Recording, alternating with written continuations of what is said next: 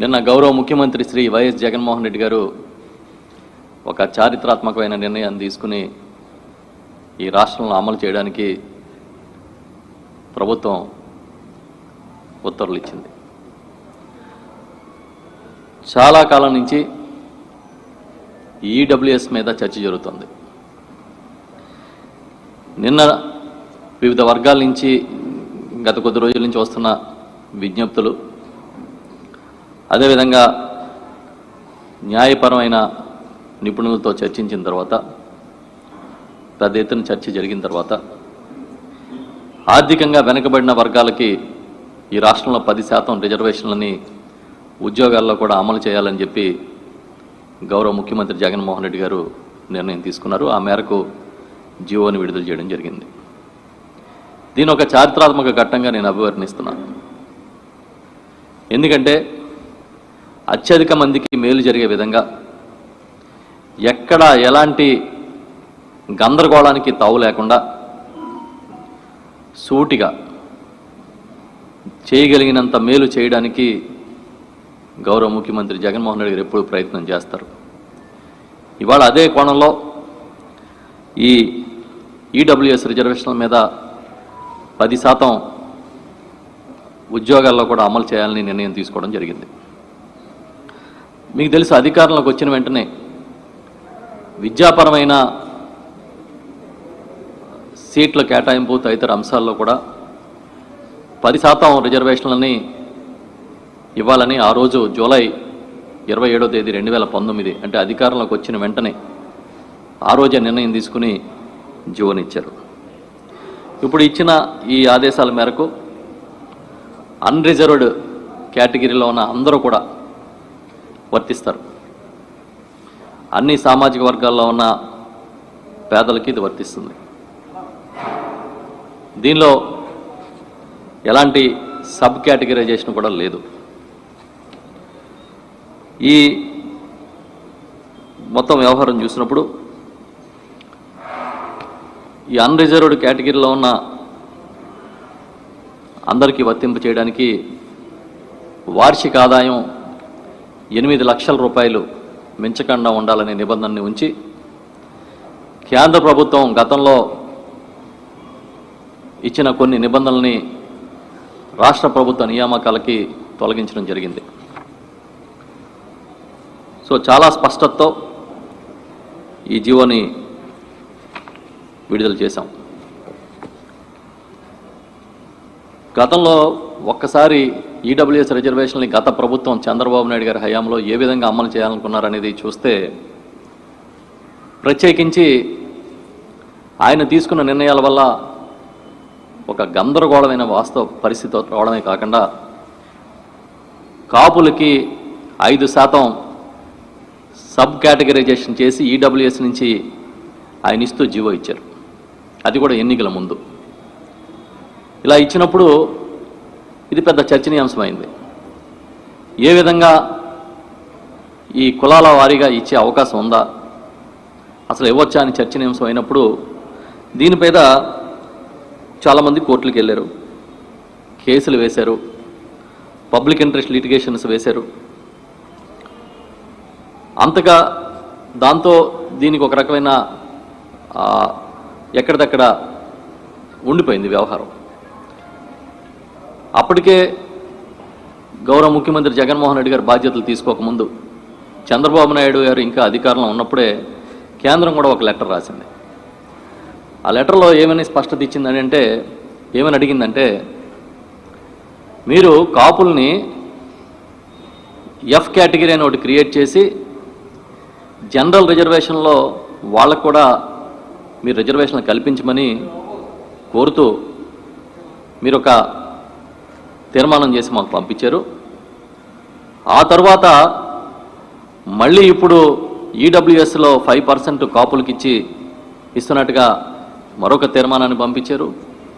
ఈ రెండిట్లో ఏది నిజం, ఏది తీసుకోవాలని చెప్పి కూడా ఆ రోజుల్లో ఒక లెటర్ ఇస్తే చంద్రబాబు నాయుడు గారు చాలా కన్వీనియంట్గా మడత పెట్టి లోపల పెట్టుకున్నాడు. దాని మీద ఎక్కడ రెస్పాండ్ కాలే.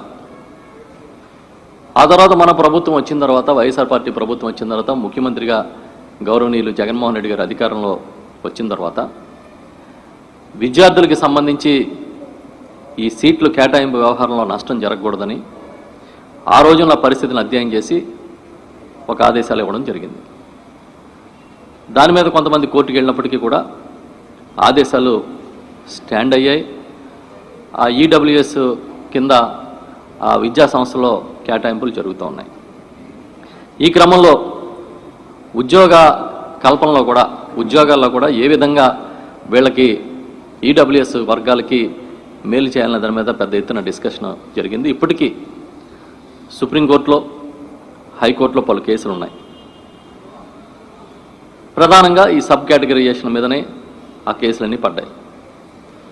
సో వీటన్నిటిని అధ్యయనం చేసిన తర్వాత ఈరోజు తీసుకున్న ఈ నిర్ణయం ప్రకారం ఇప్పుడు ఈ 10%ని కేవలం ఈ ఆర్థిక వెనకబాటుతనాన్ని బేస్ చేసుకుని మాత్రం అమలు చేయడానికి నిర్ణయం తీసుకున్నారు. దాంట్లో ఇప్పుడు కాపులు, బ్రాహ్మలు, వైశ్యులు, రెడ్లు ఎవరైతే రిజర్వేషన్లు పొందని ఇతర సామాజిక వర్గాలు ఉన్నాయో వారందరూ కూడా దీనిలో వస్తారు. అంతేకాకుండా కేంద్ర ప్రభుత్వం ఇచ్చిన నిబంధనల్లో 8 లక్షల వార్షిక ఆదాయం, దాంట్లో కూడా అంటే కుటుంబ వార్షిక ఆదాయం 8 లక్షలు, అది జీతం, వ్యవసాయం, వృత్తిపరమైన ఆదాయం, మరొక ఆదాయం అంతా కలిపి 8 లక్షలు దాటకూడదు అనేది. ఇది కాకుండా ఇంకా కొన్ని నిబంధనలు ఉన్నాయి. 5 ఎకరాలు లోపు మాత్రమే వ్యవసాయ భూమి ఉండాలి, 1000 అడుగుల దాటిన రెసిడెన్షియల్ ఫ్లాట్ ఉండకూడదు, 100 గజాల స్థలం ఉండకూడదని ఈ రకంగా కొన్ని నిబంధనలు ఉన్నాయి. అంటే వీటి మీద కూడా అధ్యయనం చేసిన తర్వాత ఎక్కువ మంది లబ్ధి పొందడం కోసం 8 లక్షల వార్షిక ఆదాయం అనే దాన్ని ఇంప్లిమెంట్ చేస్తూ గౌరవ ముఖ్యమంత్రి జగన్మోహన్ రెడ్డి గారు మొత్తం అందరి అభిప్రాయాలు తెలుసుకున్న తర్వాత నిర్ణయం తీసుకున్న మేరకు ప్రభుత్వం ఈరోజు ఉత్తర్వులు ఇచ్చింది. మీరు చూస్తే ఈ జీవోలో ఇవన్నీ కూడా స్పష్టంగా ఉన్నాయి.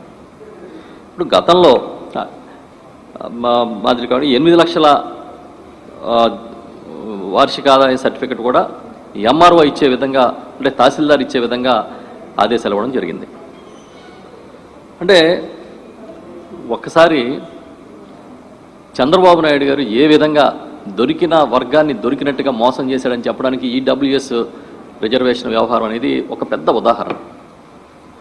ఆ రోజు కాపులనేమో ఎఫ్ కేటగిరీ క్రియేట్ చేశానంటాడు, కానీ కేంద్ర ప్రభుత్వం నిబంధనల ప్రకారం కానీ సుప్రీంకోర్టు ఆదేశాల మేరకు కానీ 50% దాటి రిజర్వేషన్లు ఉండకూడదనేది ఆదేశాలు ఉన్నాయి.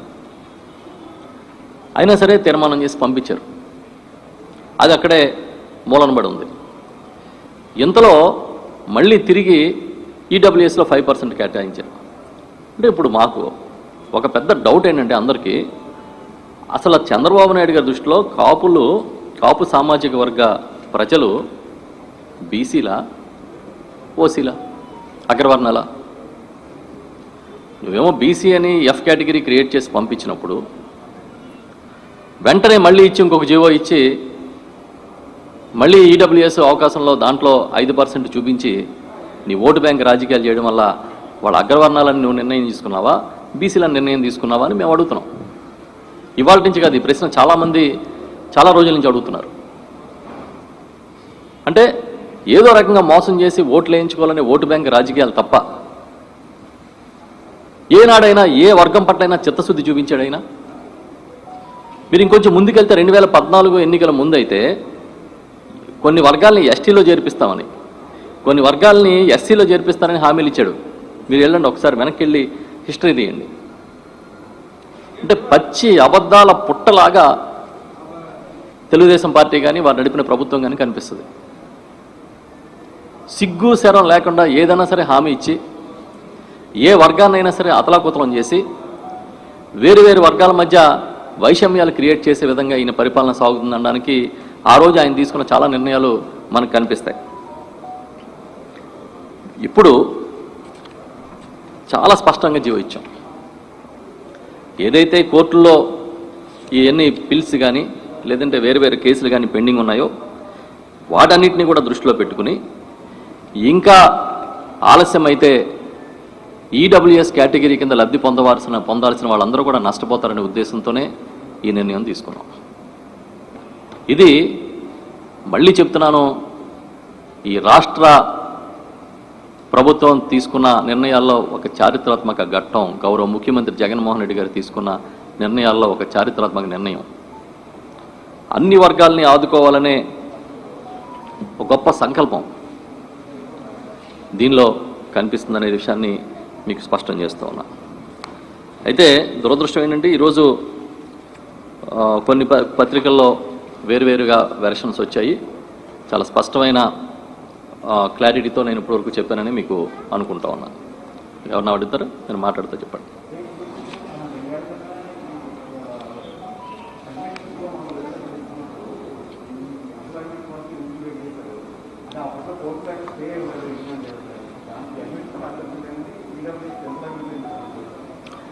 ఈరోజు ఈనాడులో వార్త చదివితే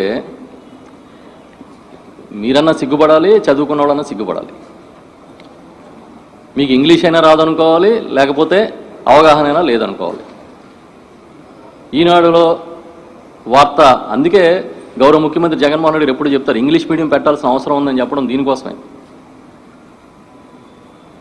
ఏం రాశారు?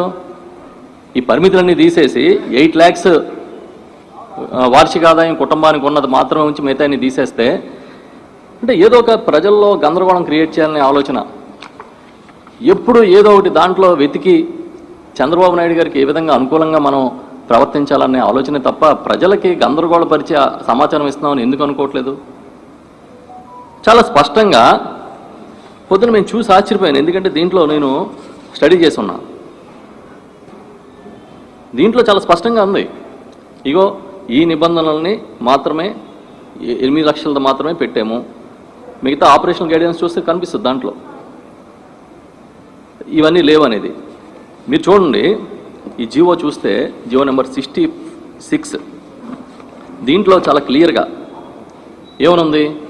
పారా నెంబర్ 2లో సెంట్రల్ గవర్నమెంట్ ఈడబ్ల్యూఎస్లో ఏం చెప్పింది అనేది ఉంది. ఈడబ్ల్యూఎస్లో సెంట్రల్ గవర్నమెంట్ ఏం చెప్పింది. ఆపరేషనల్ గైడెన్స్ తీసుకుంటే పారా నెంబర్ 19 and 20లో తీసుకుంటే దాంట్లో క్లియర్గా ఇదిగో ఈ రాష్ట్ర ప్రభుత్వం అమలు చేసేదానికి ఇవి గైడ్లైన్స్ అని ఇచ్చాం. దాంట్లో చాలా క్లియర్గా ఫస్ట్ దీంట్లోనే పాయింట్ నెంబర్ 1లోనే 8 లక్షల రూపాయల వార్షిక ఆదాయం ఉండాలి. అది కూడా income shall also include income from all sources like salary, agriculture, business, profession, etcetera. కానీ మీరేం రాశారు ఈనాడులో? అంటే మీకు ముందే చెప్పినట్టుగా అవగాహన లేకుండా రాసి ఉండాలి, లేకపోతే తప్పుడు సమాచారం ఇచ్చి ప్రభుత్వాన్ని ఏదైనా ఇరుకుని పెట్టడానికి ప్రయత్నం అయినా చేసి ఉండాలి. కాబట్టి మళ్ళీ ఇంకోసారి చెప్తున్నా, 8 లక్షల వార్షిక ఆదాయం అనే పాయింట్ని మాత్రమే ప్రభుత్వం తీసుకుంది. రాష్ట్ర ప్రభుత్వ నియామకాలకు సంబంధించి మిగతా అంశాలు లేవు. నెంబర్ 1. నెంబర్ 2, మీరు ఇందాక అడిగారు ఇప్పుడు ప్రశ్న, అప్పుడు ఎందుకు తీసుకోలేదు అని. అసలు మోసం చేయడంలో, ప్రజల్ని మోసం చేయడంలో చంద్రబాబు నాయుడు ఒక పెద్ద పండితుడు. ఆయనకి ఇంకా ఏమైనా పాఠాలు మిగిలిపోతే ఈనాడు నేర్పిస్తూ ఉంటుంది. 2 ఏళ్ల క్రితం ఎందుకు తీసుకున్నాం ఈ నిర్ణయం? ఆనాటికి పిల్స్ ఉన్నాయి, సీట్స్ కోల్పోతున్నాం అనేది ఉంది. దాంట్లో 2 కేసుల్లో కోర్టు ఇన్వాల్వ్ అయ్యి తీర్పిచ్చింది. మీకు కావాలంటే ఆ కేసులు కూడా చెప్తాను, ఒకసారి వినండి. కేసు చాలా స్పష్టంగా కళ్ళే చంద్రశేఖర్ శర్మ అండ్ కళ్ళే మిత్రవింద కేసులో కానివ్వండి, అదేవిధంగా గాజుల మధుసూదన్ రావు కేసులో కానివ్వండి, చాలా స్పష్టంగా కోర్టు చెప్పింది. అయినప్పటికీ సీట్లు పోకూడదని సూపర్ న్యూమరీ కింద ఆ రోజు నిర్ణయం తీసుకోవడం జరిగింది. ఇప్పుడు మీరు అంటే ఆ రోజు ఇవ్వడం తప్పు పడుతున్నారా? మీరేం తప్పు పడుతున్నారు? మీకు వచ్చిన సమస్య ఏంటి?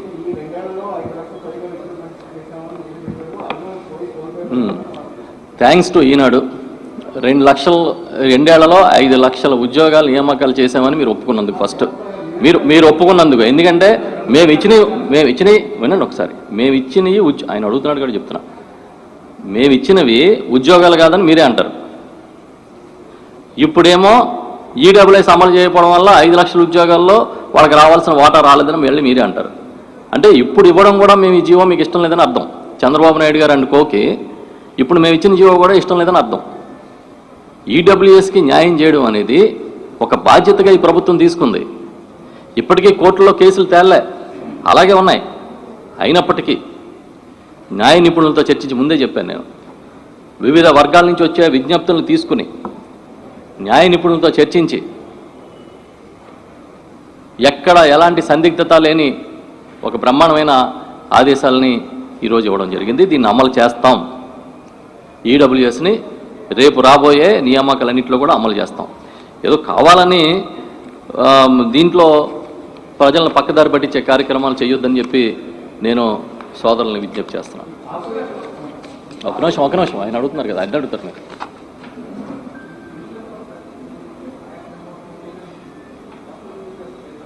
ఏది అది? ఇప్పుడు విత్డ్రా చేసుకోవడం కాదు. చంద్రబాబు నాయుడు గారు ఎంత గందరగోళం క్రియేట్ చేశారంటే సెంట్రల్ గవర్నమెంట్కి, వినండి ఒకసారి, మీరు అడిగినాకే చెప్తున్నా, కొన్ని అడగండి, మీరు పూర్తి చేశాను.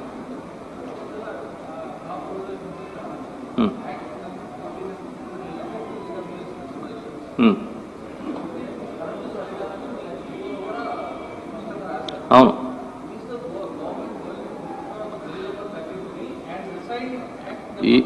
ఈ రెండు సరికాదు అనేది మేము చెప్పిందే కాదు, కోర్టులు కూడా దాని మీద స్టేలు ఇచ్చినప్పుడు, దాని మీద వ్యాఖ్యానాలు చేసినప్పుడు చెప్పినవి కూడా ఉన్నాయి. అందుకే జీవోలో చెప్పామంటే అర్థం ఏంటి, అందులో చాలా లూప్ హోల్స్ ఉన్నాయనే విషయాన్ని చాలా క్లారిటీతో చెప్పాం. ఇది మోసం చేయడానికి ఇచ్చిన జీవో చాలా క్లియర్గా మీరు పారా నెంబర్ 3లో చూడండి. ఈ గ్రూప్ ఏ బిసిడీలకి ఏ రకమైన పర్సంటేజ్ ఉంది, మళ్ళీ ఇప్పుడు ఎఫ్ చేర్చితే 5%కి 55 వస్తుంది. ఈ మధ్యకాలంలో రీసెంట్గా వచ్చిన తీర్పు, మరాఠా రిజర్వేషన్కి సంబంధించి వచ్చిన తీర్పులో కూడా క్లారిటీ ఏమని ఇచ్చింది సుప్రీంకోర్టు, అన్నీ కూడా జీవోలో చెప్పాము. ఏమీ దాపరకమేం లేదు దీంట్లో, చాలా క్లియర్గా చెప్పాము. చంద్రబాబు నాయుడు గారు ఆ రోజు తెలిసి తప్పులు చేసి కావాలని భ్రమంలో ముంచాలని కాపుల్ని, ఎందుకు కాపు ఉద్యమాన్ని ఉక్కుపాదంతో అణిచేసే కార్యక్రమం చేశాడు. కాపు ఉద్యమాన్ని నడిపే మొదట పద్మనాభం గారి మీద చాలా తీవ్రమైన దమనకాండ జరిపించాడు ఆయన. ఎంత దారుణం అంటే, ఆయన దీక్ష చేస్తూ ఉంటే ప్రజాస్వామ్యయుతంగా తీసుకెళ్ళి ఒక జైల్లో నిర్బంధించినట్టుగా ఆసుపత్రిలో నిర్బంధించి మానవ మాతులను అటు తొంగి చూడడానికి లేకుండా చేసి, వారి కుటుంబ సభ్యుల్ని, మహిళల్ని కించపరిచే విధంగా చేసి, ఒక రకమైన వ్యతిరేకత వచ్చే సమయానికి దాన్ని కప్పిపుచ్చుకోవడానికి చాలా డ్రామాలు చేశాడు ఆయన. ఆ డ్రామాల్లో భాగంగా చేశాడు తప్ప కాపుల మీద నిజమైన ప్రేమతో చేయలే. ఒకవేళ నిజంగా ఆయన కాపులకి చేసింది నిజమని నమ్మితే కాపులు ఆయన వెనకాల నిలబడి ఉండాలిగా. మొన్న ఎందుకు నిలబడలేదు అంటే ఖచ్చితంగా ఆయన నమ్మలేదు. నిజాయితీగా ఉన్న వాళ్ళని నమ్ముతారు తప్ప చంద్రబాబు నాయుడు లాగా జిమ్మిక్కులు, ట్రిక్కులు, గంట కూడా చేసేవాడిని ఎవరు ప్రజలు ఎప్పుడూ నమ్మరు. మీరు అడిగింది చాలా క్లారిటీతో ఈ 14-15కి సంబంధించి దీంట్లోనే ఉంది జీవోలో. అదే అలా చెప్తారు. ఇప్పుడు మీరు అడిగితే చెప్పే విషయం కాదు కదా. డిసైడ్ చేస్తారా అంటే అది ఒక వ్యక్తి నిర్ణయం కాదు, ప్రభుత్వం. అవును, దాని మీద చర్చ జరగాలి. చర్చ జరిగిన తర్వాత అప్పుడు ప్రభుత్వం ఏం చేస్తుందని తెలియజేస్తాం తప్పించి ఇప్పుడు ఇలా ప్రెస్ మీట్లో కూర్చొని చెప్పే విషయం కాదు కదండి అది. ఈడబ్ల్యూఎస్ తీసుకొచ్చిన దాంట్లో సబ్ కేటగిరైజేషన్, నేను చెప్పాను కదా ముందే, సబ్ కేటగిరైజేషన్ లేదు దాంట్లో. అది సబ్ కేటగిరైజేషన్ ఒప్పుకోలే అసలు. ఇది ఆ చట్టానికి ఈడబ్ల్యూఎస్ చట్ట పరిధిలోకి లేదని చెప్పి చాలా స్పష్టమైన తీర్పులు ఉన్నాయి. అందుకనే ఈడబ్ల్యూఎస్ అనేది అగ్రవర్ణ పేదలందరికీ, అంటే అన్రిజర్వ్డ్ కేటగిరీస్లో ఉన్న పేదలందరికీ అది వర్తించే విధంగా తీసుకొచ్చాం. మీరు చెప్పాలి ఏ స్టాండ్ అనేది. చంద్రబాబు నాయుడు ఏమో ఆయన ఏం తీసుకోలేక గాలికి వదిలేశాడు. ఒక పక్కన ఎఫ్ అన్నాడు, అదేమో మీ ఎఫ్ తీసుకోవాలా, పోనీ ఈబీసీలో 5% తీసుకోవాలా అంటే పెట్టకుండా చేతులు దులుపుకుని తాంబూలాలు ఇచ్చాం తన్నుకు చావండి అన్నట్టుగా మీరు కాపుల రిజర్వేషన్లు ఇచ్చేసి మిగతా వర్గాల్లో ఒక వ్యతిరేకత ఏదో తీసుకొచ్చాము దానివల్ల మాకు ఉపయోగపడుతుంది అన్న టైప్లో మీరు చేసిన కార్యక్రమానికి, చంద్రబాబు నాయుడు గారు చేసిన కార్యక్రమానికి అనుభవిస్తూ ఉన్నాడు. ఇప్పుడు మేము చాలా క్లారిటీతో, కేటగిరీతో చాలా స్పష్టంగా ఉన్నాము. అందుకే స్పష్టమైన జీవో ఇచ్చాము. మేము అన్ని వర్గాలకి సమానమైన న్యాయం జరగాలి. మొదటి నుంచి పార్టీ స్టాండ్ చెప్తూనే ఉన్నాము. రాజ్యాంగ పరిధిలో కాపులకు ఆనాడు చెప్పారు ముఖ్యమంత్రిగా జగన్మోహన్ రెడ్డి గారు కాక మునుపు ఏ విధంగా రిజర్వేషన్లకు మేము మద్దతు ఇస్తామనేది. రాజ్యాంగ పరిధిలో చేయాలి తప్పించి ఇలా పైపైన చేసి చేతులు దులుపుకునే కార్యక్రమాలు మేము చేయలేమని ఆ రోజే చెప్పారు ప్రతిపక్ష నాయకుడిగా ఉన్నప్పుడే. కాబట్టి మేము చాలా క్లారిటీతో ఉన్నాం. కేటగిరీ మీరేంటంటే ఇప్పుడు మేబీ చంద్రబాబు నాయుడు గారు అనుకో ఈ ఈడబ్ల్యూఎస్ను కూడా ఒక వివాదాల్లో తీసుకొచ్చి లబ్ధి పొందాలని ప్రయత్నం చేయొచ్చు. కానీ మేమైతే చాలా స్పష్టతతో ఉన్నాం. అన్ని వర్గాలు సంతృప్తి వ్యక్తం చేస్తాయనే ఆశాభావంతో ఉన్నాం. ఓకే. తర్వాత ఇంకొక విషయం కూడా, ఈరోజు ఇంకో జీవో కూడా ఇచ్చాం, జీవో నెంబర్ 65. ఆ జీవో ఏంటంటే ఈ మొన్న లాస్ట్ టైము విద్యా రంగంలో ఇచ్చిన ఈ 10% ఈడబ్ల్యూఎస్ రిజర్వేషన్లకి సంబంధించి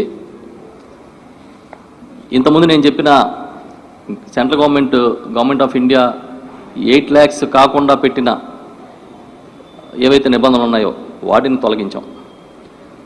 అంటే పర్టికులర్గా ఈ 5 acres అగ్రికల్చర్ ల్యాండ్ లోపు ఉండాలనేది, 100 square yards దాటి ఉండకూడదనేది, ఈ ఉన్న 4-5 నిబంధనలు కూడా తొలగించి ఓన్లీ 8 lakhs వార్షిక ఆదాయాన్ని మాత్రమే దాంట్లో పెట్టాము. అది కూడా ఎందుకు పెట్టామంటే ఇప్పుడు ఏదైతే ఈ ఉద్యోగ కల్పనకి తీసుకున్న రిజర్వేషన్లో తీసుకున్నామో దాన్ని సమానమైన దృష్టితో సమానమైన న్యాయం చేయాలనే ఉద్దేశంతో దాన్ని కూడా సవరించి ఇవాళ దానికి సంబంధించి కూడా ఇంకొక ఆదేశాలు ఇవ్వడం జరిగిందనేది ఈ సందర్భంగా మీ దృష్టికి తీసుకొస్తా ఉన్నా. ఇది ఒక హిస్టారికల్ డెసిషను. ఇది కేవలం 8 lakhs ఆదాయం అనేది మాత్రమే క్రైటీరియా. తర్వాత చంద్రబాబు నాయుడు గారు ఏదైతే పాపం ఆ రోజు చేతకానితనంతో ఈడబ్ల్యూఎస్ని సెంట్రల్ గవర్నమెంట్ ఇచ్చిన తర్వాత కూడా, గవర్నమెంట్ ఆఫ్ ఇండియా ఇచ్చిన తర్వాత కూడా ఈ రాష్ట్రంలో అమలు చేయకపోవడం వల్ల చాలామందికి నష్టం జరిగింది.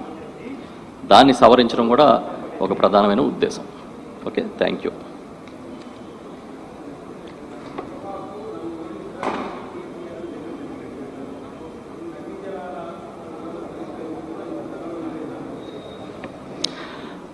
నాకు తెలిసి హిస్టరీలో చంద్రబాబు నాయుడు గారు జతకట్టని ఒకే ఒక పార్టీ వైఎస్ఆర్ పార్టీ. అవునా కదా, మీరు చెప్పాలి. చరిత్ర తీసుకుంటే ఈ దేశంలో ఎన్ని పార్టీలు ఉన్నాయో అన్ని పార్టీలతో జతకట్టాడు. ఒకసారి బీజేపీతో వెళ్తాడు, ఒకసారి కమ్యూనిస్టులతో వెళ్తాడు, ఒకసారి టీఆర్ఎస్తో వెళ్తాడు. మొన్న కాంగ్రెస్తో రాహుల్ గాంధీ గారిని పట్టుకుని ఫోజులు ఇచ్చాడు ఫోటోలకి. ఈ దేశంలో పర్టికులర్గా ఈ రాష్ట్రంలో ఆయనకి కొరుకుడు పడని ఏకైక నాయకుడు, ఆయనకి మింగుడు పడని ఏకైక పార్టీ వైఎస్ఆర్ పార్టీ. ఆయన జతకట్టడం గురించి మాట్లాడడం అంటే దెయ్యాలు వేదాలు వల్లించినట్టు ఉంటుంది. ఆయన ఏంటంటే కళ్ళు మూసుకుని పాలు తాగుతున్న పిల్లిలాగా నటిస్తాడు. ఆయన గౌరవ ముఖ్యమంత్రి జగన్మోహన్ రెడ్డి గారు మొన్న జరిగిన కేబినెట్ మీటింగ్లోనే చెప్పారు, ఈ రాష్ట్ర ప్రయోజనాల కోసం, ఈ రాష్ట్ర నీటి అవసరాల కోసం, వెనకబడిన ప్రాంతాల అభివృద్ధి కోసం ఎప్పుడు ఎక్కడా రాజీ పడాల్సిన అవసరం లేదు, పడమని. ఇది చాలా విస్పష్టంగా చెప్పారు. మొన్న కూడా రైతు దినోత్సవం నాడు రాయదుర్గంలో చాలా క్లియర్గా చెప్పారు ఆ విషయాన్ని. చెప్పలేదా? ఎక్కడ రాజీ పడడం అనేది జగన్మోహన్ రెడ్డి గారి చరిత్రలోనే రాజీ పడడం అనేది క్లారిటీ. మళ్ళీ దానికి కొత్తగా ఏం చెప్పక్కర్లే. ఈ ప్రజల సంక్షేమం కోసం, ఈ రాష్ట్ర సౌభాగ్యం కోసం ఏనాడు రాజీ పడనని టంకాపదంగా పబ్లిక్ మీటింగ్లో జగన్మోహన్ రెడ్డి గారు చెప్తే నువ్వు రాజీ పడ్డావు అంటే ఎవరు రాజీ పడ్డారు? 2009లో టీఆర్ఎస్తో జతకట్టింది ఎవరు? ఉమ్మడి రాష్ట్రంలో టీఆర్ఎస్తో కలిపి మహాకూటమని పెట్టి పోటీకి వెళ్ళింది ఎవరు? అంటే రాజీ పడింది ఎవరు? ఎవరి చంక ఎవడెక్కాడు ఆ రోజు? చంద్రబాబు నాయుడు చంక కేసీఆర్, కేసీఆర్ చంక చంద్రబాబు నాయుడు గారు ఎక్కారా? ఒకళ్ళనొకళ్ళు ఎందుకు కౌగులించుకున్నారు? చరిత్ర మేము మర్చిపోయామనుకుంటారా? 2014 వచ్చినాటికి మీరు ఎవరితో జతకట్టారు? అంతకుముందు 2005లో మీరు ఎవరితో ఉన్నారు? 1999లో మీరు ఎవరితో పోటీ చేశారు? అప్పుడే మోడీని 2014లో అయితే మోడీ లాంటి నాయకుడు లేనంటాడు. తీసుకొస్తాడు, కాళ్ళు మీద పడతాడు, సాల్వాలు కప్పుతాడు, మట్టి నీళ్లు తీసుకురమ్మని అడిగి ఇక్కడ మట్టి నీళ్లు తెప్పించుకున్నాడు ఆయన. తర్వాత వచ్చి ప్రత్యేక హోదా అక్కర్లేదని పాపం సాగిలపడ్డాడు. అంతా అయిపోయింది, ప్యాకేజీ అన్నారు, అంతా అయిపోయింది. మళ్ళీ వచ్చి మళ్ళీ మోడీని అమనాభూతులు తిట్టారు. ఎలక్షన్ అయిపోయిన తర్వాత మోడీకి అధికారం వస్తే మళ్ళీ మోడీతో కలవాలనుకున్నారు. ఎప్పుడైనా సరే ఎవరితో అయినా రాజీ పడి ఎవరితో అయినా జతకట్టగలిగిన సిగ్గు అలాంటి పదాలేమీ పట్టించుకోకుండా ప్రవర్తించే నాయకుడు చంద్రబాబు నాయుడు గారు, ప్రవర్తించే పార్టీ తెలుగుదేశం పార్టీ.